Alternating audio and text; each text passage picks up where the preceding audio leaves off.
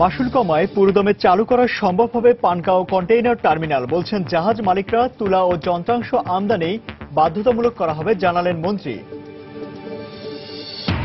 স্থানীয় ভূমিদস্যুদের হুমকির মুখে বাধাগ্রস্ত হচ্ছে নারায়ণগঞ্জের ডকইয়ার্ডে জাহাজ তৈরি। সম্ভাবনাময় শিল্পের বিকাশে সহযোগিতার আশ্বাস বিআইডব্লিউটি এর। যেখানে সেখানে পার্কিং ও গাড়ি থামানোর কারণে চট্টগ্রামে প্রতিদিনই সৃষ্টি হচ্ছে যানজট।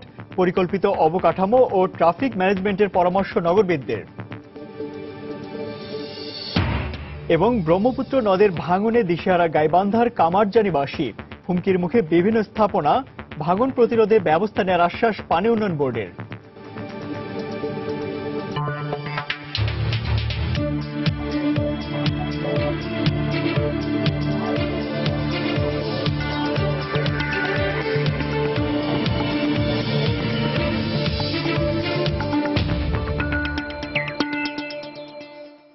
দেখছিলেন শিরোনাম। আমন্ত্রণ জানাচ্ছি দেশ ও দেশে বাইরের অর্থ বাণিজ্যের নানা খবর নিয়ে আমাদের নিয়মিত আয়োজন এসবার বাণিজ্যে। আপনাদের সঙ্গে আছি আমি ইমতিয়াজ আহমেদ।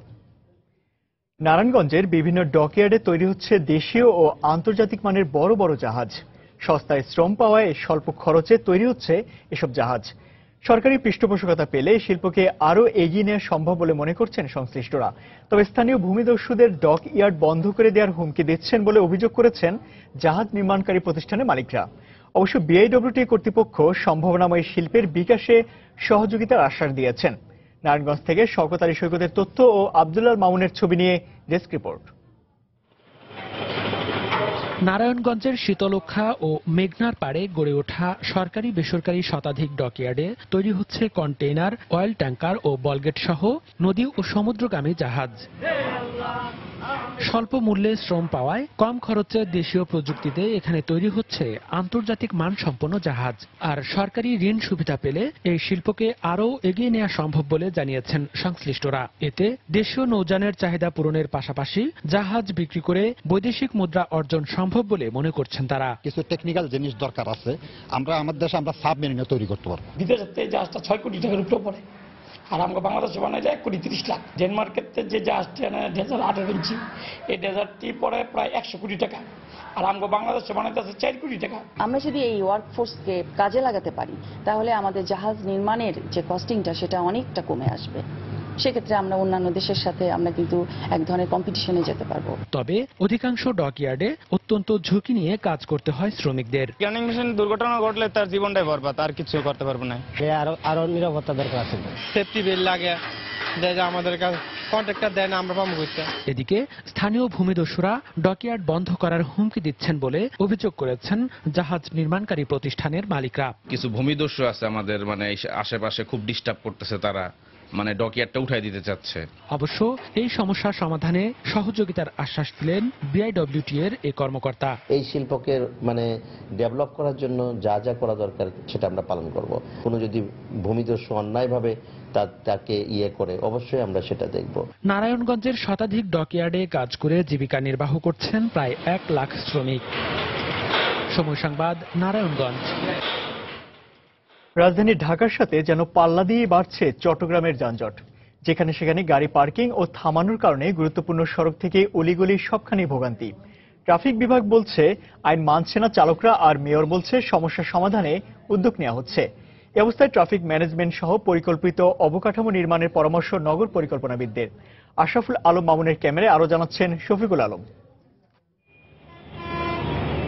সারি সারি দীর্ঘ লাইনে দাঁড়িয়ে থাকা যানবাহন দেখে মনে হতে পারে রাজধানী ঢাকার যানজটের চিত্র, কিন্তু বাস্তবতা মানতে কষ্ট হলেও এটি বন্দরনগরী চট্টগ্রামের সাম্প্রতিক সময়ের অসহনীয় যানজটের ছবি।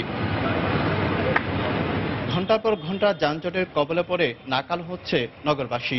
শুধু সড়ক কিংবা ভিআইপি সড়ক নয়, নগরীর ছোটখাটো রাস্তা থেকে শুরু করে প্রতিটি অলিগলিতে সারাক্ষণ লেগে থাকে যানজট। এতে নষ্ট হচ্ছে শ্রম ঘণ্টা, দিনে দিনে বাড়ছে এই দুর্ভোগের মাত্রাও। আমি তো একটা টাইম শিডিউল করে বাসা থেকে বের হই, বাট সেই জাস্ট আমি অফিসে পৌঁছাতে পারি না। ফুটপাত থাকলে মানুষজন সব ফুটপাত দিয়ে চলাচল করতে পারতো। 20 মিনিটের রাস্তা যাইতে 1.5 ঘন্টা লাগতেছে, 2 ঘন্টা লাগতেছে। ট্রাফিকের দুর্বলতা যেটা যথাযথ বাসগুলো পার্কিং করতেছে। নগরীর ভিআইপি সড়ক হিসেবে পরিচিত ইপিজেড সড়ক, চট্টগ্রাম বন্দর সড়ক, বিমানবন্দর সড়ক সহ গুরুত্বপূর্ণ সড়কেরও একই অবস্থা। বন্দরে প্রবেশ মুখে যানজটের কারণে ক্ষতির মুখে পড়ছে আমদানি রপ্তানি বাণিজ্য। বন্দরগুলো এলোমেলো করে গাড়ি রাখার কারণে যানজট বাজি যায়। বন্দর থেকে মাল নিতে বাইরে করতে আমাদের কষ্ট হইতেছে। ট্রাফিক বিভাগের কর্মকর্তারা বলছেন চালকরা মানছে না আইন। আর মেয়র জানালেন সমস্যার সমাধানে ব্যবস্থা নেওয়া হচ্ছে। পার্কিং এর আমরা স্পট নির্ধারণ করে দিব, ওই জায়গা ব্যতীত আর কোথাও গাড়ি দাঁড়াতে পারে, যার গাড়ি হোক তাকে ফাইন করা। রাস্তা যে অকুপাই করার কারণে যে ট্রাফিক কনজেশন যেটা হচ্ছে সেটা থেকে আমরা পরিত্রাণ পাবো। আইনটা যাতে মানতে একদম বাধ্য হয়, টেকনিক্যালি আমরা ওইভাবে একটা ব্যবস্থা করবো যাতে লেফট লেনটা ফ্রি রাখতে পারি আমরা বিয়ে করে দিয়ে। এদিকে চট্টগ্রাম ধীরে ধীরে যানজটের নগরীতে পরিণত হচ্ছে উল্লেখ করে নিরসনে নানা পরামর্শ এই নগর পরিকল্পনাবিদের। ট্রাফিক ম্যানেজমেন্ট হলো ফার্স্ট ক্রাইটেরিয়া আপনার, যেটা হলো ট্রাফিক কনজেশন কমানোর জন্য যে কোনো নগরে, এবং যে এক্সিস্টিং রোড নেটওয়ার্ক আছে সেটার 100% ইউটিলাইজ। 270 বর্গ কিলোমিটার ঢাকার জনসংখ্যা 1.5 কোটির বেশি, আর মাত্র 60 বর্গ কিলোমিটারের চট্টগ্রামে 60 লাখ মানুষের বসবাস। শফিকুল আলম, সময় সংবাদ, চট্টগ্রাম। ব্রহ্মপুত্র নদের ভাঙনে দিশেহারা হয়ে পড়েছেন গাইবান্ধার কামারজানিবাসী। হুমকির মুখে পড়েছে সরকারি বেসরকারি স্থাপনা সহ ঐতিহ্যবাহী কামারজানি বন্দর। বালুর বস্তা ফেলা হলেও ভাঙন প্রতিরোধে স্থায়ী পদক্ষেপের অপেক্ষায় ব্রহ্মপুত্র পারে কেবল হাহুতাশ করছেন নদী পারে মানুষরা। অবশ্য ভাঙন প্রতিরোধে ব্যবস্থা গ্রহণের আশ্বাস দিয়েছেন পানি উন্নয়ন বোর্ডের কর্মকর্তারা। গাইবান্ধা থেকে হেদায়েতুল ইসলাম বাবুর প্রতিবেদন, ক্যামেরায় ছিলেন ওবায়দুল ইসলাম। কয়েক দফা ভাঙনে নিঃস্ব জহুর আলী সবশেষ আশ্রয় নেন গাইবান্ধা সদর উপজেলার কামারজানি ইউনিয়নের গোঘাট গ্রামে। কিন্তু ব্রহ্মপুত্র নদ তার পিছু ছাড়েনি। 22 বিঘা সম্পত্তির পুরোটাই এখন ব্রহ্মপুত্রের পেটে। ছিন্ন ভিন্ন হয়ে বিভিন্ন জায়গায় আশ্রয় নিয়েছে ছেলে মেয়েরা। 84 বছর বয়সের এই বৃদ্ধর মতো গ্রামের আর সবার গল্প অনেকটা একই রকম। আমার কিছু নেই, এখন ডেরা তুলি একজনের বাড়িতে আছি, একটু আশ্রয় নিয়ে আছি। এক বাড়ি ভাঙি গেছে, তারপর একটা বাড়ি করছি সেটা ভাঙছে, তারপরে ফিরে এখানে আসছিলাম, এটা ভাঙি গেল। আমরা সরকারের কাছে আবেদন জানাচ্ছি আমাদের নদীর কাজটা করে দেখ, আমরা এটাই সুখী হব। ভাঙনের কবলে পড়ে নদীগর্ভে যাই যাই করছে কলমু এফএনসি সরকারি প্রাথমিক বিদ্যালয়। বন্যা নিয়ন্ত্রণ বাঁধ সহ হুমকির মুখে পড়েছে সরকারি বেসরকারি বিভিন্ন স্থাপনা। ভাঙন প্রতিরোধে পানি উন্নয়ন বোর্ড বালির বস্তা ফেলা শুরু করলেও তাতে সন্তুষ্ট নয় ভুক্তভোগীরা। 300 মিটার ভাঙনের রক্ষার্থে আপনার মিনিমাম বস্তা প্রয়োজন হচ্ছে 1 লাখ বস্তা জিও ব্যাগের। সেখানে আপনার 1000-2000 বস্তা দিয়ে কোনো অবস্থাতেই ভাঙন রক্ষা হবে না। স্থায়ী ভাঙন রোধ করার জন্য একবারই একটা বিশাল বরাদ্দ করা উচিত। অবশ্য ভাঙন প্রতিরোধে ব্যবস্থা গ্রহণের আশ্বাস দিলেন পানি উন্নয়ন বোর্ডের এই কর্মকর্তা। এই বছর আমরা পদক্ষেপ নিয়েছি, আমাদের ডিপিপি পাস হয়ে গেলেই আমরা আগামী বর্ষা মৌসুমের আগে আমরা পার্মানেন্ট কাজ শুরু করব। গত 50 বছরে কামারজানি ইউনিয়নের 3 কিলোমিটার এলাকা নদীগর্ভে বিলীন হয়েছে। এলাকাবাসীর দাবি, ভাঙন ঠেকানোর জন্য পানি উন্নয়ন বোর্ডের বরাদ্দকৃত অর্থের পরিকল্পনা অনুযায়ী সঠিক ব্যবহার নিশ্চিত করা হলে স্থায়ীভাবে যেমন ভাঙন প্রতিরোধ হবে, তেমনি কমে আসবে বাস্তুহারাদের সংখ্যা। এলাকার অসহায় নিঃস্ব মানুষগুলোর মধ্যেও স্বস্তি ফিরে আসবে। হেদায়েতুল ইসলাম বাবু, সময় সংবাদ, গাইবান্ধা। দর্শক, আজ আমরা আলোচনা করব পানগাঁও নৌবন্দর নিয়ে। আমাদের স্টুডিওতে উপস্থিত আছেন বিকেএমই এর সাবেক সহসভাপতি মোহাম্মদ হাদেম। মোহাম্মদ হাদেম, সময় স্টুডিওতে আপনাকে স্বাগত জানাচ্ছি।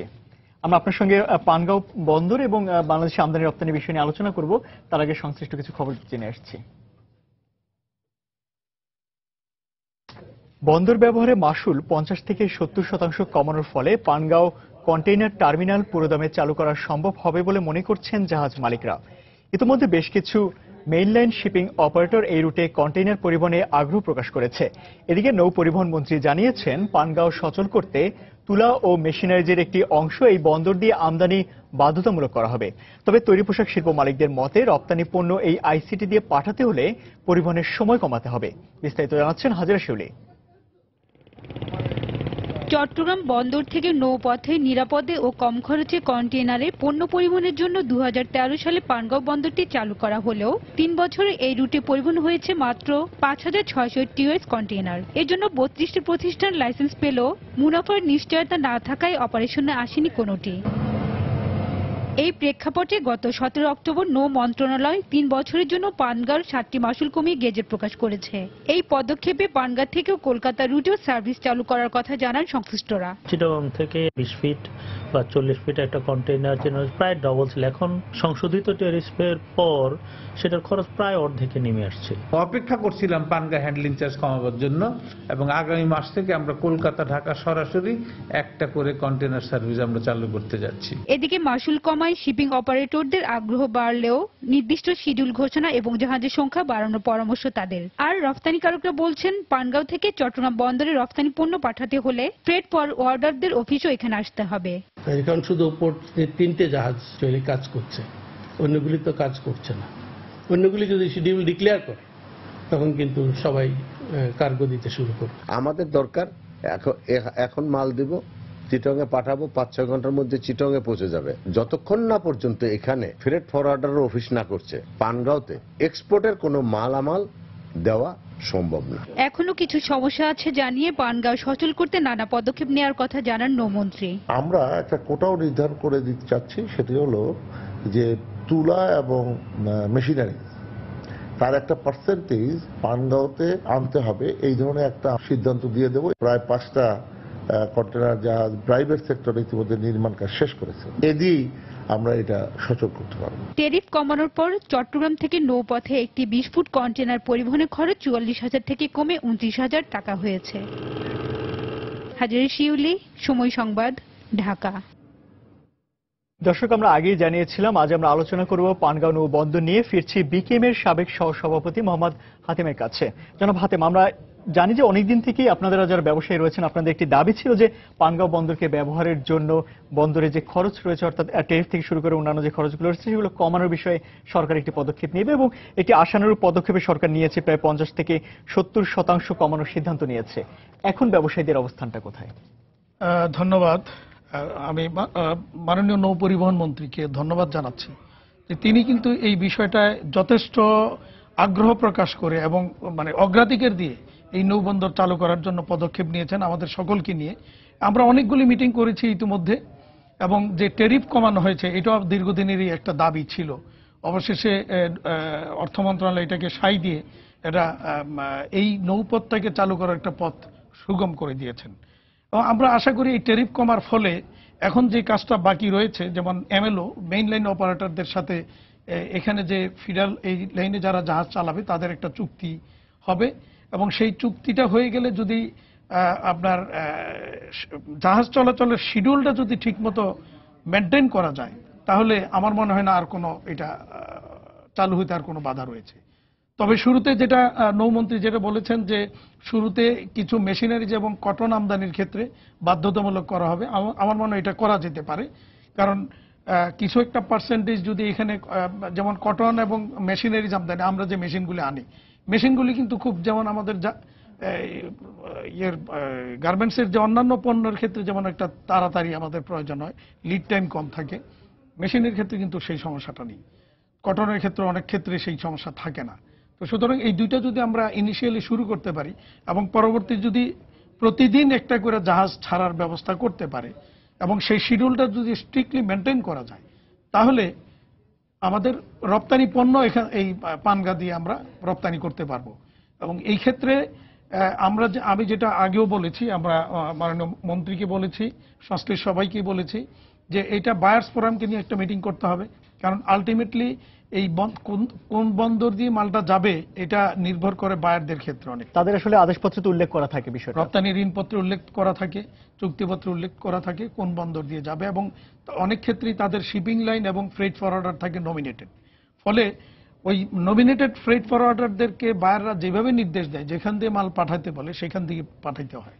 সেই জায়গাটাতে বায়ারদের সাথে ফ্রেট ফরওয়ার্ডার এবং শিপিং লাইনের একটা সমন্বয় হতে হবে, তাহলেই আমার মনে হয় এখানে আর কোনো সমস্যা থাকবে। এই জায়গাটা আসলে কেন এই ব্যবধানটা তৈরি হলো, কেন আসলে পানগাঁওকে সেই বায়াররা আসলে পছন্দ করছেন না? পছন্দ করছেন না বলতে, যেমন মনে করেন যে জাহাজের শিডিউল যদি ঠিক না থাকে, আপনি জানেন যে আমরা যখন চট্টগ্রামে মালটা পাঠাই ওখানে একটা ফিডার ভেসেল ধরে, এবং সেই শিডিউল থেকে এই ফিডার ভেসেলটা সিঙ্গাপুর অথবা কলম্বো গিয়ে একটা মাদার ভেসেল ধরবে।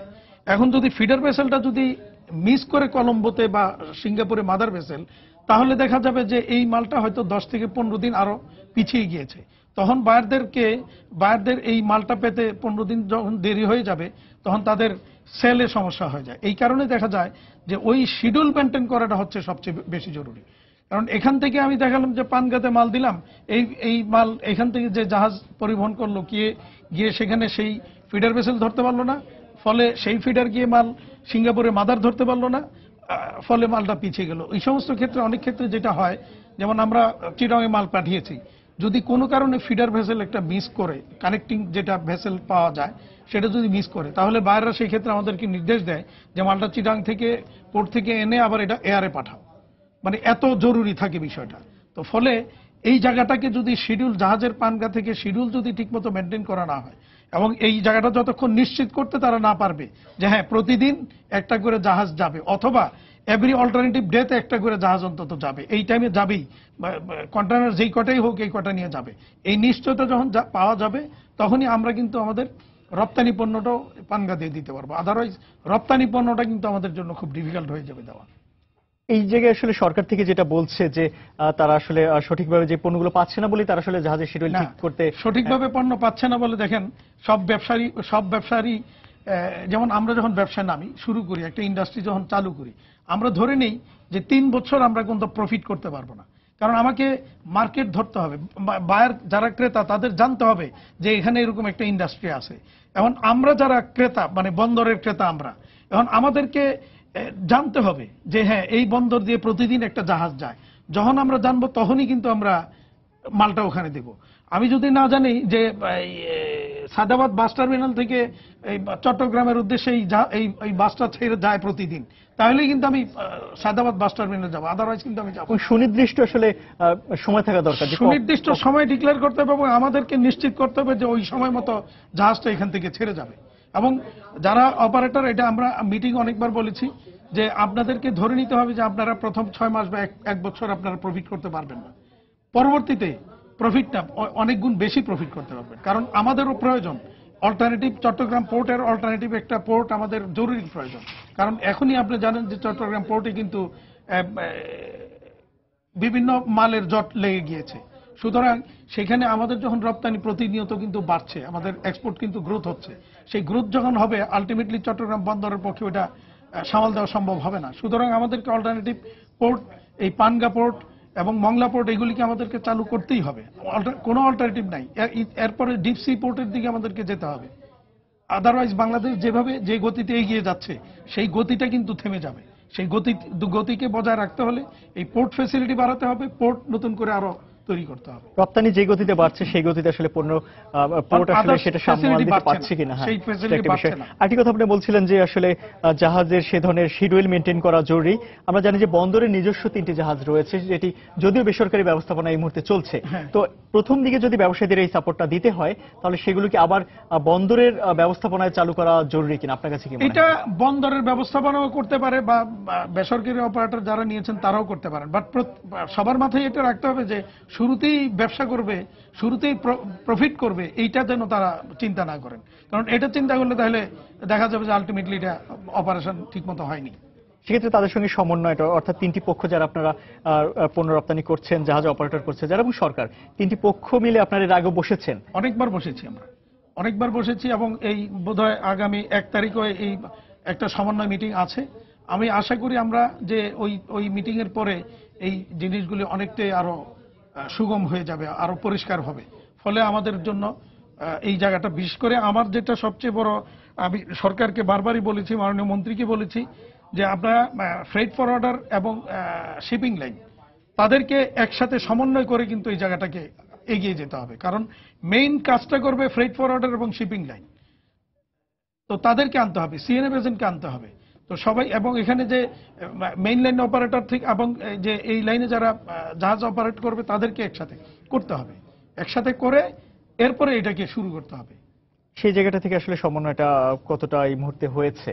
ইতিমধ্যেই অনেকটা হয়েছে, এবং ইতিমধ্যে জাহাজ চলাচল শুরু হয়েছে। সপ্তাহে হয়তো এখন একটা জাহাজ আসছে, বাট এটাকে সপ্তাহে একটা জাহাজ তো হবে না, এটা হয়তো 1 তারিখের মিটিং এর পরে হয়তো কি আমরা আরো কিছু মানে জাহাজ শিডিউল আরো হয়তো বাড়াতে পারলে তখন হয়তো আরো ভালোভাবে এটা চালু হবে। জাহাজ অপারেটর আসলে কি বলছে, তারা এই বিষয়ে আপনাদেরকে কতটুকু আশ্বস্ত করছে?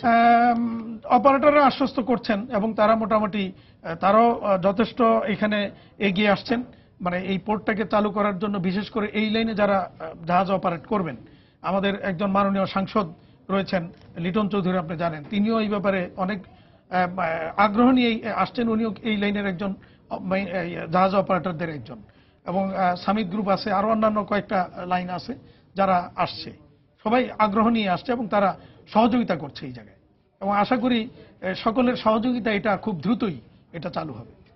দর্শক, অর্থ বাণিজ্যের বিভিন্ন খবরের পাশাপাশি আজ আমরা আলোচনা করছিলাম পানগাঁও নৌবন্দর নিয়ে, আর এই নিয়ে কথা বলতে আজ আমাদের স্টুডিওতে রয়েছেন বিকেএম এর সাবেক সহ সভাপতি মোহাম্মদ হাতেম।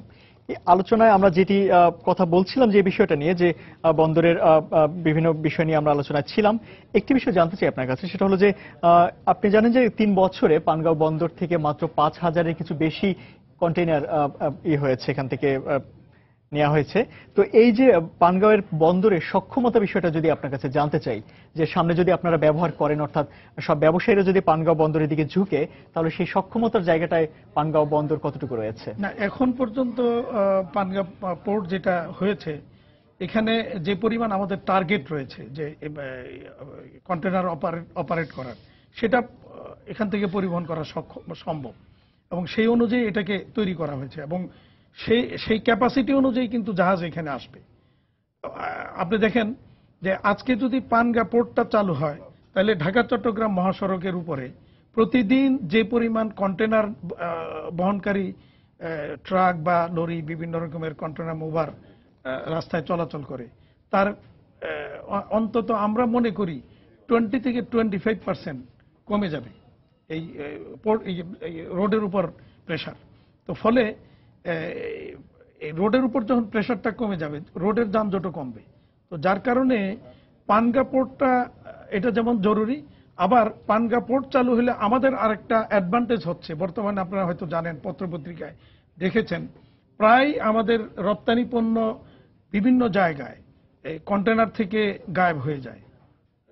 যেমন এখানে কাশপুরের এখানে একটা স্পট আমরা আইডেন্টিফাই করেছি, সড়কপথে যখন পরিবহন হয়ে থাকে। তারপরে কুমিল্লার 14 গ্রাম, ফেনী, মিরেরসরাই, এই সমস্ত বেশ কয়েকটা স্পট রয়েছে যেখানে কিছু সিন্ডিকেট রয়েছে, যারা এই কন্টেনারগুলিকে ওখানে থামিয়ে সিলগালা করা কন্টেনারকে খুলে সেখানে দেখা যায় যে কার্টুন থেকে অর্ধেক মাল সরাই ফেলছে, বাকি অর্ধেক জুট বা অন্য কিছু ভরে আবার কন্টেনার পাঠাই দিচ্ছে পোর্টে। এরকম অনেক ক্ষেত্রে আমাদের বায়ারের কাছ থেকে আমাদেরকে এগুলি শুনতে হয়েছে, এবং এটা খুব দুঃখজনক এবং অপমানজনক। বাংলাদেশ থেকে মাল যাচ্ছে, সেই মালে কন্টেনারে মাল নাই, কার্টুনের মধ্যে অর্ধেক মাল নেই, এটা খুব খারাপ আমাদেরকে শুনতে হচ্ছে এই ধরনের কথাবার্তা। তো এই জায়গাগুলি তো আমার মনে হয় পানগাঁও যদি পোর্ট চালু হয়ে যায়, আমাদের এই জায়গাগুলি তো আমরা অনেকটা রক্ষা পাবো। এবং এই কারণে পানগাঁওর ক্যাপাসিটি এখন যা আছে, পাশে আরো জায়গা রয়েছে। যখন যদি আমরা মনে করি সরকার বা আমরা যখন দেখব যে ফুল ক্যাপাসিটি করার পরে আরো ক্যাপাসিটি বৃদ্ধি করা প্রয়োজন, তাহলে তো ভবিষ্যতে এখানে ক্যাপাসিটি বাড়াবার সুযোগ কিন্তু রয়েছে সেখানে। আজকে যেমন চট্টগ্রাম পোর্টে আশেপাশে বিভিন্ন পোর্টের আরো ফ্যাসিলিটি বাড়ানো হচ্ছে, টার্মিনাল নির্মাণ করা হচ্ছে নতুন করে। তো এই একইভাবে এখানেও আমরা করতে পারবো। আর ইতিমধ্যে কিন্তু আপনারা জানেন যে নারায়ণগঞ্জে শীতলক্ষা নদীর উপরে ওখানে আরেকটা কন্টেনার পোর্ট করার পরিকল্পনা হচ্ছে এবং সেদিকেও এগিয়ে যাচ্ছে। অর্থাৎ আপনারা জানেন যে মাননীয় প্রধানমন্ত্রী বলেছেন যে আজকে বাংলাদেশ উন্নয়নের মহাসড়কে উঠে গেছে। অবশ্যই আজকে বাংলাদেশ দ্রুত গতিতে এগিয়ে যাচ্ছে। বর্তমান সরকারের মাননীয় প্রধানমন্ত্রীর নেতৃত্বে দেশ যেভাবে এগিয়ে যাচ্ছে, এই গতিধারা যদি বজায় রাখতে হয়, অবশ্যই আমাদের এই অবকাঠামোগুলি সঠিকভাবে পাশাপাশি ডেভেলপ করতে হবে। আদারওয়াইজ আমাদের প্রতি বছর যে রপ্তানির যে গ্রোথ এখন যেটা ধরেন 10% হচ্ছে, আমরা টার্গেট করছি আগামী বছর হয়তো আগামীতে 15% বা এর চেয়ে বেশি গ্রোথ হতে পারে। সেই সুযোগ কিন্তু রয়েছে, বিশ্ববাজারে বিশাল একটা গ্যাপ রয়েছে। আমরা যদি সেই গ্রোথটার সেই সুযোগ কাজে লাগাতে হয়, তাহলে আমাদেরকে রপ্তানি গ্রোথের পাশাপাশি এই পোর্ট ফ্যাসিলিটি, ইনফ্রাস্ট্রাকচার ফ্যাসিলিটি এগুলো কিন্তু বাড়াতে হবে। পাশাপাশি রপ্তানি গ্রোথকে আরো বাড়াতে হলে, যেমন এখন যেটা আমাদের সবচেয়ে বড় সংকট, সেটা হচ্ছে গ্যাস এবং বিদ্যুতের সংকট। এই জায়গাগুলিকে সরকারকে দেখভাল করতে হবে, তাহলে কিন্তু রপ্তানির গ্রোথ বাড়বে দেশ এগিয়ে যাচ্ছে, আরো এগিয়ে যাবে, উন্নয়নের মহাসড়কে উঠেছে, সেই গতি বজায় থাকবে। অন্যথায় মহাসড়ক দিয়ে চলতে গেলে যদি গতি স্লো হয়ে যায়, কখনো আবার মহাসড়ক থেকে ছিটকে পড়তে হতে পারে। সুতরাং ওই জায়গাটাতে আমাদের লক্ষ্য রাখতে হবে। একই সঙ্গে অবকাঠামোর বিষয়গুলো আসলে সর্বাধিক গুরুত্ব দেওয়া জরুরি বলে আপনি বলছেন। আরেকটি বিষয় জানতে চাই, সেটা হলো পানগাঁও যে বন্দরটি রয়েছে, সেখানে যখন পণ্য আসবে কিংবা সেখানে যখন আপনারা পণ্য পৌঁছে দেবেন, ঢাকা কিংবা ঢাকার আশপাশ থেকে সেই পানগাঁও পোর্ট পর্যন্ত পৌঁছানোর জায়গাটা এটা খুব গুরুত্বপূর্ণ একটা জায়গা আপনি পয়েন্ট আউট করেছেন। বিশেষ করে এখনো আপনি দেখেন যে এখনো পানগাঁও পোর্ট ওইভাবে চালু হয় নাই। যখন পুরোপুরি চালু হয়ে যাবে তখন এই আজকে এই জোরাইন এবং এই পোস্তগোলা যেই যানজটটা এখন হচ্ছে, এই জায়গাটাকে মুক্ত করতে হবে এবং এখানে ফ্যাসিলিটি আরো বাড়াতে হবে। রাস্তার দুই পাশে আপনার বাজার এবং বিভিন্নভাবে অবৈধ স্থাপনা করে যেভাবে দখল করে রাখা হয়েছে, বা রাস্তার উপর এখানে যেভাবে গাড়িগুলি থেমে থাকে, ফলে এই জায়গাটা কিন্তু প্রতিনিয়ত একটা যানজট লেগে যায়। সুতরাং এই জায়গাটাকে যানজট মুক্ত করার জন্য প্রয়োজনীয় ব্যবস্থা নিতে হবে। ঢাকা সিটি কর্পোরেশন হোক, সরকারের সংশ্লিষ্ট দপ্তরগুলিকে এই জায়গাটাতে নজর দিতে হবে। আরেকটা বিষয় যেটা আমাদের খুব আমরা সরকারের দৃষ্টি আকর্ষণ করতে চাই, সেটা হচ্ছে যে আজকে আমাদের আশুলিয়া, গাজীপুর, আশুলিয়া, সাভার অঞ্চলে যে ফ্যাক্টরিগুলি রয়েছে, তাদেরকে কিন্তু ঢাকা শহরের উপর দিয়ে এই পানগাঁ পোর্টে যেতে হয়। তো দিনের বেলায় আমাদের ঢাকা শহর দিয়ে কিন্তু ওই কন্টেনারবাহী বা ট্রাক চলাচল নিষেধ আছে। সেক্ষেত্রে তাদেরকে ওই বাইপাস সড়ক ব্যবহার করে ওই আবারও সেই যাত্রাবাড়ি দিয়ে কিন্তু ঢুকতে হবে। তো এই জায়গাগুলি মাথায় রাখতে হবে। সেক্ষেত্রে যদি আপনার আমিনবাজার থেকে যে একটা রিং রোড হওয়ার কথা রয়েছে, সরকার যদি এই জায়গাটাতে নজর না দেয়, তাহলে কিন্তু ওই পরিবহনেও কিন্তু একটা বাধার সৃষ্টি হতে পারে। যদি আমিনবাজার থেকে সেই রিং রোডটা হয়ে যায়, তাহলে সাভার, গাজীপুর, আশুলিয়া বেল্টের ফ্যাক্টরি থেকে মালগুলি নিয়ে ওদিক দিয়ে আপনার পানগাঁ চলে যেতে পারবে। তাহলে এই বাইপাসটা হয়ে গেলে পরে এই জায়গাটা একটা সুযোগ হবে। নারায়ণগঞ্জ থেকে আমরা ফতুল্লা পাগলা হয়ে পাগলা বা ফতুল্লার ওদিক দিয়ে আরেকটা ব্রিজ হওয়ার কথা রয়েছে, বিশেষ করে ওই পঞ্চবটি এবং ফতুল্লার অঞ্চল, ওই জায়গা দিয়ে ওই ব্রিজটা যদি ওই দিক দিয়ে পার করে দেওয়া যায়, তাহলে আর এই রোডের উপর প্রেশারটা পড়বে না, ওই দিক দিয়ে পার হয়ে পানগাঁতে চলে আসতে পারবে ইজি কমানে। আজকে নিটওয়ারের অন্তত 60% ফ্যাক্টরি কিন্তু নারায়ণগঞ্জ জোনে। সুতরাং ওই নারায়ণগঞ্জ জোনটাকেও মাথায় রাখতে হবে এবং তাদেরকে অল্টারনেটিভ রাস্তা তৈরি করতে। অর্থাৎ যেই কথাটা আমি বারবারই বলছিলাম শুরুতে, যে অবকাঠামোর উন্নয়ন, পোর্ট ফ্যাসিলিটি বাড়ালে হবে না, পাশাপাশি এই ইনফ্রাস্ট্রাকচারের ডেভেলপমেন্ট কিন্তু করতে হবে। আদারওয়াইজ এই পোর্টকে সুচারুরূপে পরিচালনা করা বা এখানে যাতায়াত বিঘ্ন ঘটতে পারে। আমরা দেখে দেখি বিভিন্ন বন্দর, দেশের বাইরে যে বন্দরগুলো রয়েছে, অনেক বন্দরের জন্য আলাদা রাস্তা ব্যবহার করা হয়, শুধুমাত্র পণ্য পরিবহনের জন্য সে ধরনের ব্যবস্থা থাকে। তো এই যে বন্দরটা ঢাকার খুব নিকটে, অর্থাৎ ঢাকার জ্যামটাকে মাথায় রেখে সে ধরনের কোনো পরিকল্পনার দিকে যাওয়া উচিত কিনা? অবশ্যই সেটা যাওয়া উচিত। আজকে দেখেন আপনার ওই চট্টগ্রাম পোর্টকে কেন্দ্র করে একটা বাইপাস রোড কিন্তু করা হয়েছে, একটা ফ্লাইওভার করা হয়েছে। এরকম কিছু চিন্তা ভাবনা এখানে করতে হবে এবং পানগাঁকে মানে আরো যদি গতিশীল করতে হয়, তাহলে অবশ্যই এখানে যাতায়াত ব্যবস্থাটাকে উন্নতি করতে হবে। আরেকটা বিষয় যে বন্দরের আপনি অবকাঠামোর কথা বললেন যে ভবিষ্যতে হয়তো বাড়ানোর সুযোগ রয়েছে। আরেকটা বিষয় যে এখানে আসলে ট্যাক্সের অফিস কিংবা ব্যাংক, বিমা, এই ধরনের কিছু সাপোর্টিভ অফিসও বন্দর এলাকাতে আমরা দেখে থাকি। তো সেই জায়গাটা আসলে এখানে যেটা আমি শুরুতে যেটা আমাদের বিজেপি প্রেসিডেন্ট বললেন শুনলাম, যে সেখানে freight forwarder, CNF agent, bank, এই সমস্ত অফিসগুলি করা প্রয়োজন। অবশ্যই আজকে অফিস না হলেও অনলাইনে সবকিছু হয়।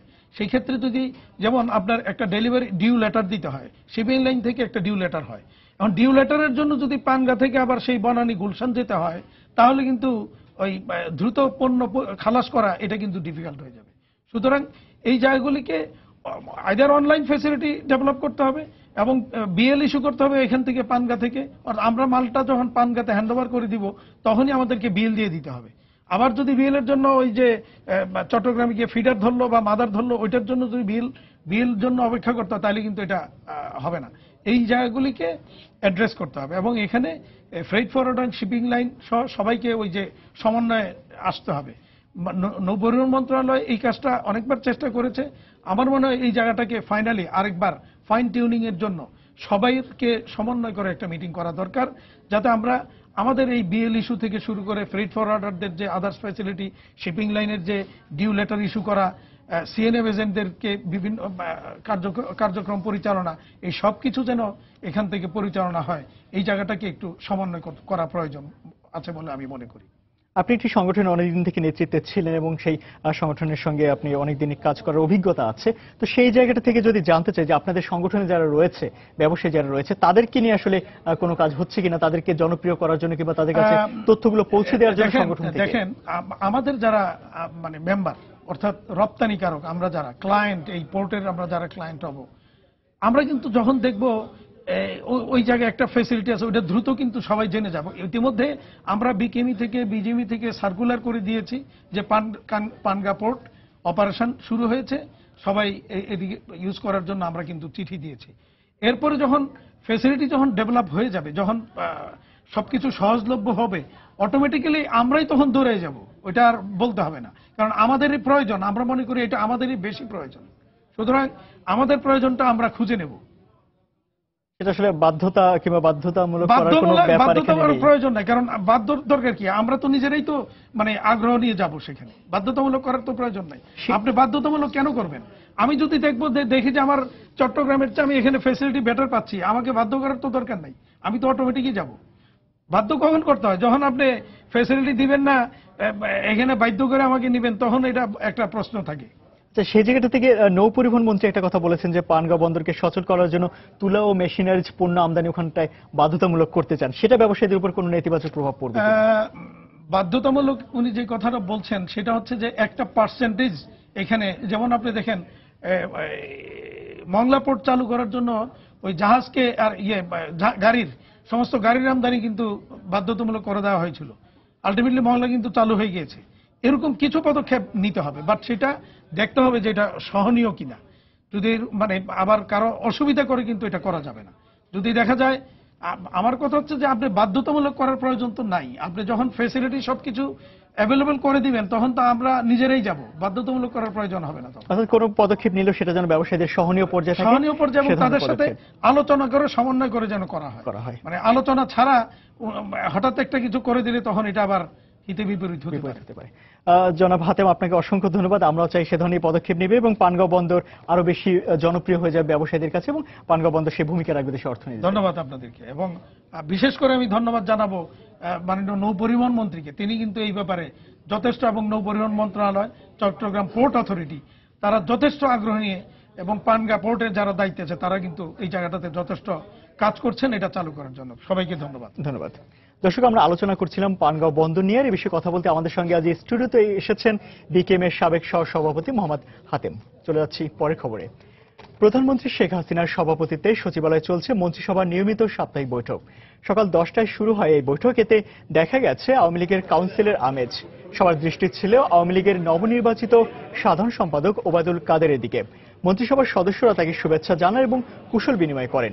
সবাই অংশ নিয়েছেন অর্থমন্ত্রী আবুল মাল আব্দুল মুহিত, শিল্পমন্ত্রী আমির হোসেন আমু, কৃষিমন্ত্রী বেগম মতিয়া চৌধুরী, জনপ্রশাসন মন্ত্রী সৈয়দ আশরাফ সহ মন্ত্রিসভার সদস্যরা। বৈঠকের পর মন্ত্রী সচিব মোহাম্মদ শফিউল আলমের ব্রিফ করার কথা রয়েছে।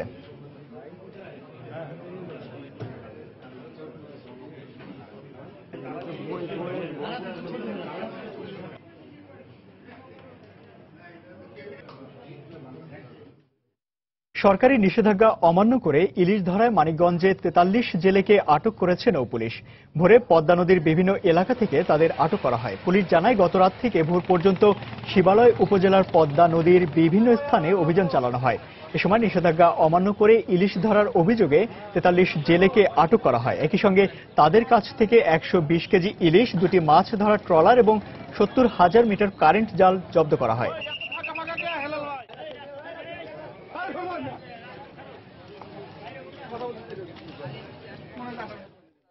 অন্যতম বিশ্বে বাংলাদেশ শীর্ষে, এই স্লোগানে কুষ্টিয়ায় পালিত হল বিআরবি কেবলস ইন্ডাস্ট্রি লিমিটেডের 38তম প্রতিষ্ঠাবার্ষিকী।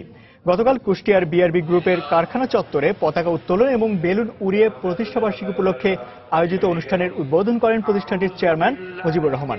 পরে সেখানে এক আলোচনা সভার আয়োজন করা হয়। এ সময় বিআরবি গ্রুপের শিল্প প্রতিষ্ঠান এমআরএস ইন্ডাস্ট্রিজ লিমিটেডের ব্যবস্থাপনা পরিচালক শামসুর রহমান সহ প্রতিষ্ঠানটির ঊর্ধ্বতন কর্মকর্তারা উপস্থিত ছিলেন।